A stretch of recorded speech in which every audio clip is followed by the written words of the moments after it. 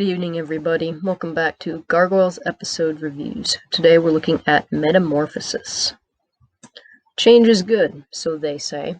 Derek Maza agrees. At the moment, life is good as a Xanatos Enterprises employee, but after the radical life changes he's about to experience in this episode, his opinion might change just as much.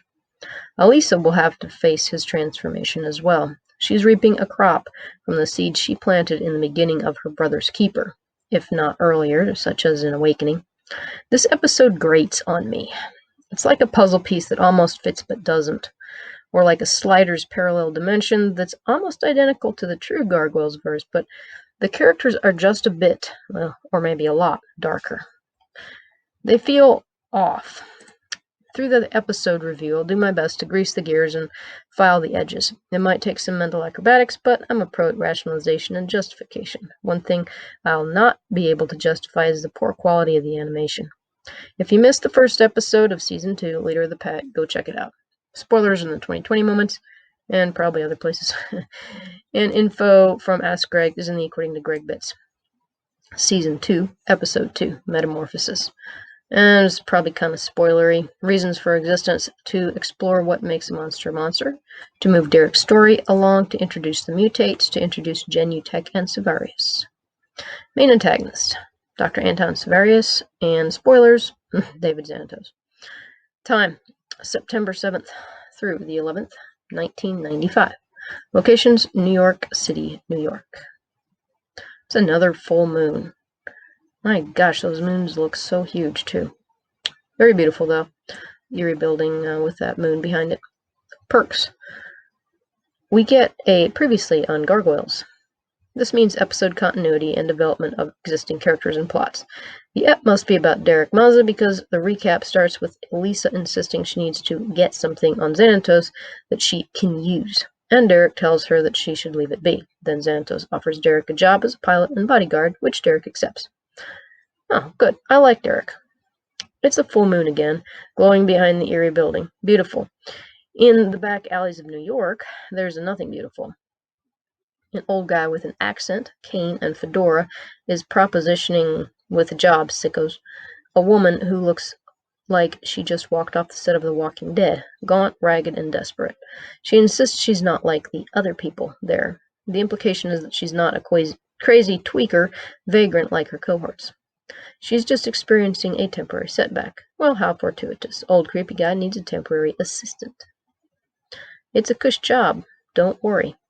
Sold. There he is leading her off. Because he doesn't look creepy at all.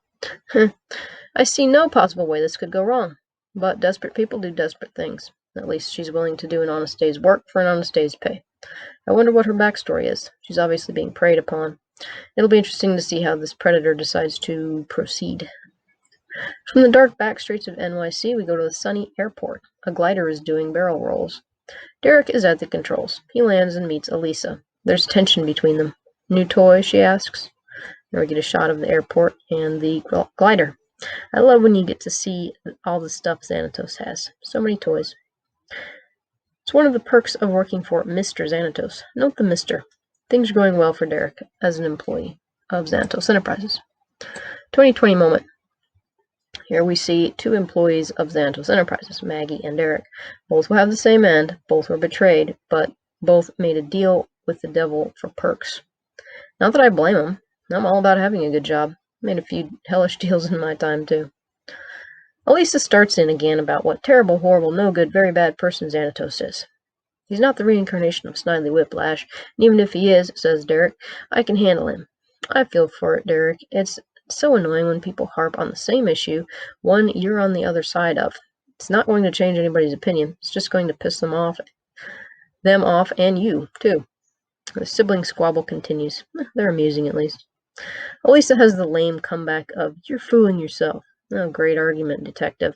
What do you expect him to say? Wow, when you put it that way, I see you're totally right. I'm resigning from my high-paying, perk-filled job that I enjoy and returning to the grind of being a cop.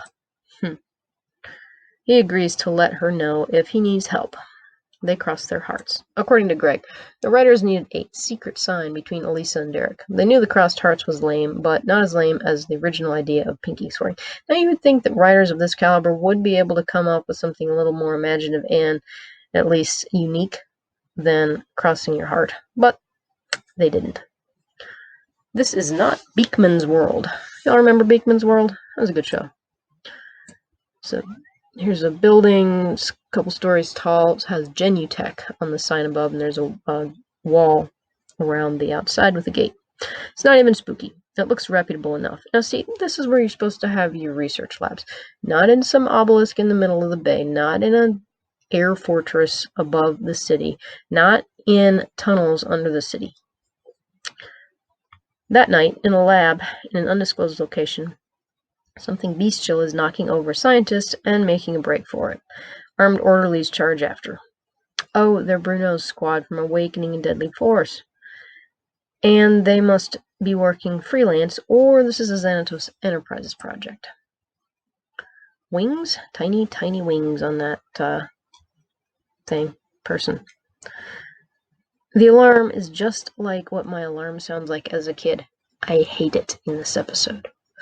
An escaped research subject as a premise for the ep. Now, sign me up. Are we going to the Upside Down? Will there be egos?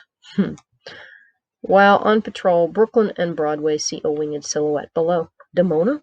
Brooklyn's all over it. Not Demona. It's worse. A furry. Okay, not really. But she is fuzzy, feline, and winged. Sirens and the UK type blare. Help is on the way.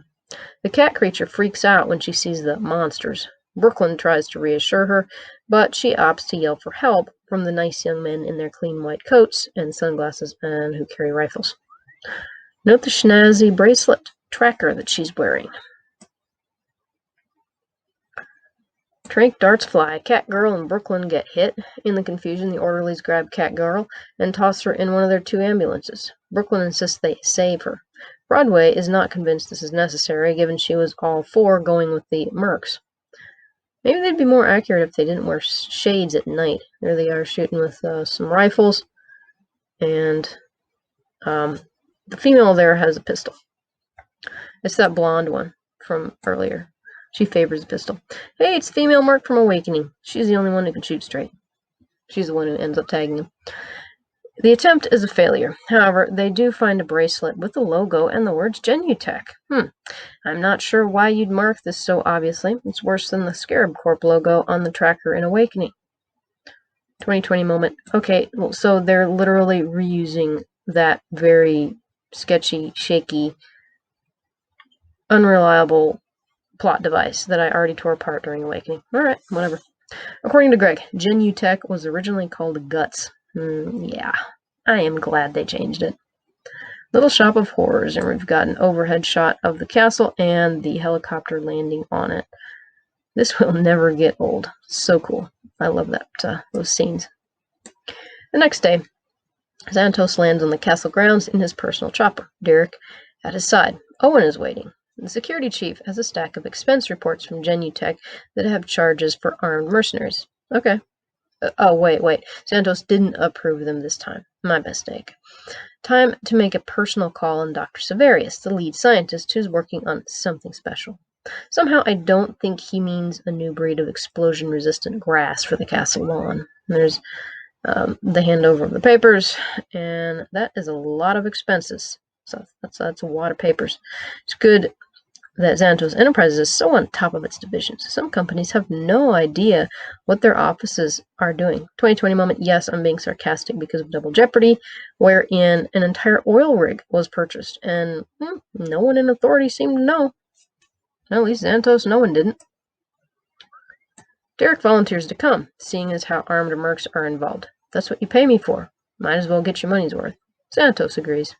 He looks sly and smug in this picture, but that's his default response to 70% of what happens, so it's not saying much. But dang, he does look pretty tricky in that scene. 2020 moment / grinds my gears. In Cloudfathers, Xanatos said the acid vat trap was his first real stab at cliched villainy.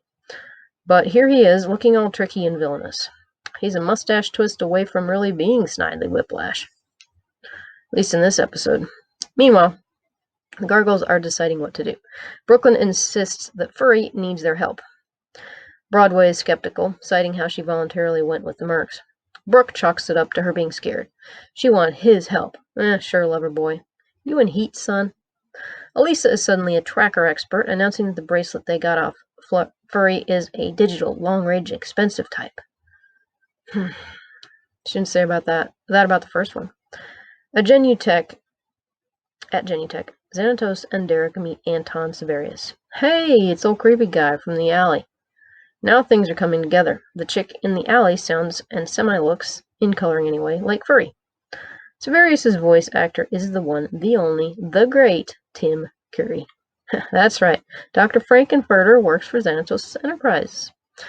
Well, was there ever any doubt? The good doctor has a film for the class to view. Xanatos commissioned a gargoyle. Sevarius didn't think it was strange at all. What is his story? He wanted to clone one, but no raw material was available. In the Gargoyles verse, cloning has come a long way, apparently. Xanatos affirms that he still doesn't have any raw material for a starter. And there he is with his little projector. A gargoyle. Let me just whip that up. Would you like to supersize it? Fries? A Coke? Extra wings? 2020 moment. Ha! Well written. Xanatos finagled tissue or blood from Goliath while Xanatos was still in jail. Sevarius has been working on the Thalag project for almost a year. I'm thinking that the using the mishmash of genetics as a project 2 was probably to get around some of the downsides of a gargoyle, such as turning to stone in the day, and maybe also in case the Thalag project failed. Next tactic, gene splicing. He used jungle cat and bat DNA. Cat equals strength, speed, and agility. Bat equals flight. Radar isn't included. The problem is that the energy consumption of the wing muscles was massive. They'd need to eat 3 cows a day to cover it. Here's the next picture on the slide. Everybody's watching. Stop signs with DNA written on them, like literally the letters. That clears everything up. Xanatos notes that there aren't many cows in Manhattan. Well, I don't know. Maybe the gargoyles stop at Mickey D's. Sevarius theorizes that the gargoyles store solar energy while they slept. I'm no scientist, but this makes 0 sense. As we know, solar energy is great as long as it's always sunny. Since Scotland isn't Florida, there's about as much sun there as there are cows in Manhattan. What if the Gargs slept in a cave or forest? That means they'd conk out if they missed a few days of sun. Also, he talks about wing muscles. We know gargoyles don't fly like bats, they glide like squirrels. It takes far less energy to glide than fly. Starting with genes that aren't at all like gargoyles, as there are no analogs in nature, Sevarius notes this, leads to problems that the gargoyles don't have. Sevarius compensated for the metabolic rate thing by adding electric eel genes as they store energy, he says. There's a tank of eels for lunch, behind him. Again, I am not a scientist, but I did stay at a Holiday Inn once. There's a difference between the energy the body uses for movement, which is stored as ATP, and the electric energy that eels generate, outside their body and use to hit their prey or their predators. Also, the eel needs to consume energy to make that zapping energy. They don't just pull it out of the ether that I'm aware of. Eels. Anybody bring fish sauce? Derek has had enough science nonsense. He wants to know why Anton hired mercs. Sevarius cracks me up. Apparently Derek doesn't understand that bodyguards are to be seen and not heard. Sevarius shrugs it off, saying a test subject escaped. A test subject? Both Santos and Derek are surprised. Sevarius shows the finished product, which leaves something to be desired, in my opinion. Furries, 3 of them. Look like a lion, a cougar, and a tiger type, judging by their coats. The female's wings are pathetic, vestigial things. Female furry Brooklyn had the hots for is rocking in the corner. The other 2 are males, and they're staring at the glass. The obligatory random lab glassware on the table here. Those are some nice specimen display cases, though. There's a skeleton in the corner. Because, sure, why not? If I were David, I'd want a refund. If not a refund, then a rebate. What's he supposed to do with these? Put a cat door in the Great Hall's gate and get a massive scratching post? Great protectors they're going to be. They'll be sleeping 23 hours of the day and walking on the counters or after using the litter box for the remaining hour.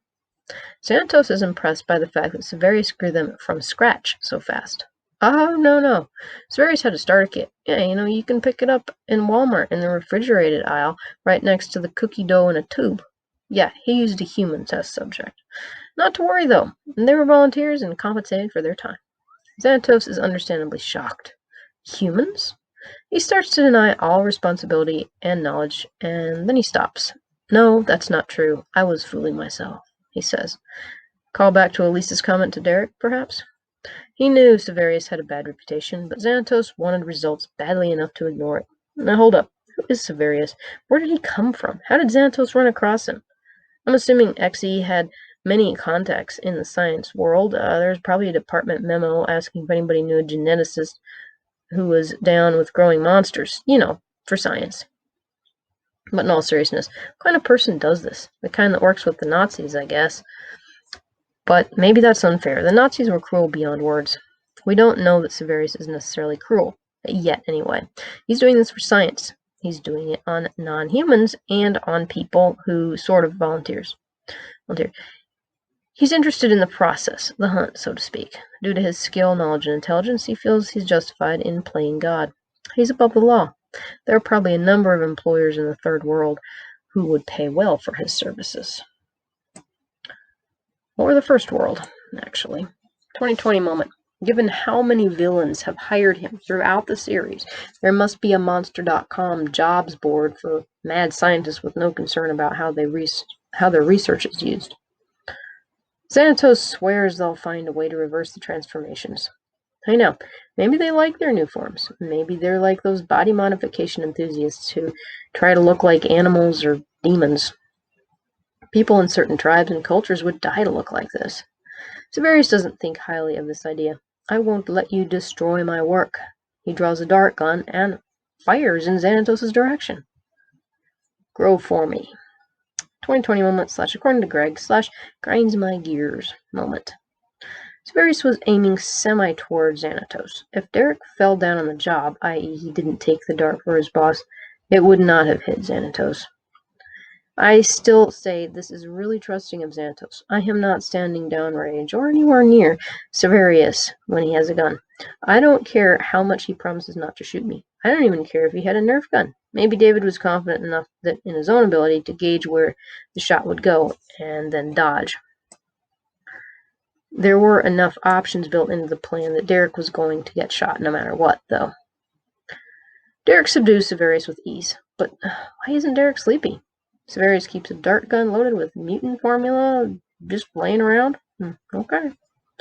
Sevarius drops into mad scientist character, laughing as he announces that it wasn't a sedative, it was the mutagenic formula.